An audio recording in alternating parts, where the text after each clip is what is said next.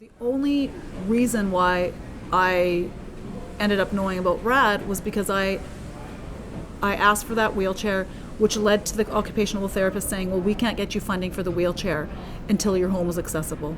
Okay, what do I need for my home to be accessible? Well, you need to rip out the carpets, you need to put a lift in, you probably need to make your bathroom accessible, you need to widen doors. Okay, well, how do I do that? I'm so busy, and where am I going to put him in those 2 weeks? I was looking after my uncle, who I took out of his care home during COVID, that said, you need to make your home wheelchair accessible if you want electronic wheelchair, which I'd asked for my uncle, which means removal of carpets, widening of doors, and other measures. As soon as I got the hospital bed, it's a long-term care bed, but as soon as I got it in the door, I brought him home the next day.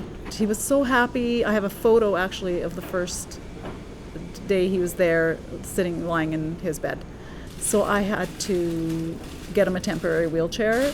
It was just a transfer chair that he couldn't actually wheel himself. Since I had to wheel him around my house and my house was carpeted, I was trying to figure out what to do about that.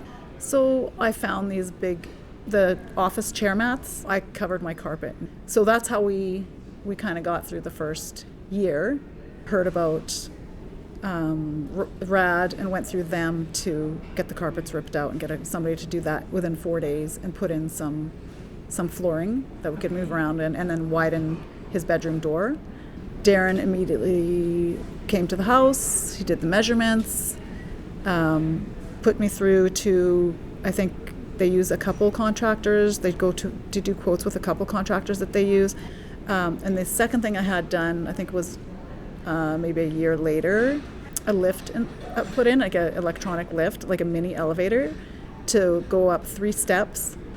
Over and above the 2 ramp subsidies for $7,500 each, equating to $15,000, I have probably put in a total of $30,000 to $40,000 of my own money in order to get my house accessible for my uncle to be comfortable in moving around and to make it easier for myself and the caregivers to care for him daily.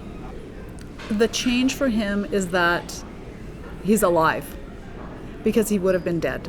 Because I took him out during COVID, and a month after I took him out of the care home, the first unit where there were 5 deaths was my uncle's unit. This is people he had dinner with every night. But the biggest part of RAD was helpful to me is it just took something off my plate, because you're just batting at things as they come and prioritizing and just managing. And so if someone else can do X amount of hours of work for you, fill in X amount of pages of paperwork, do all the measurements, and have somebody that's an expert to come in and tell you this will fit so that you do it correctly, to me that was like invaluable.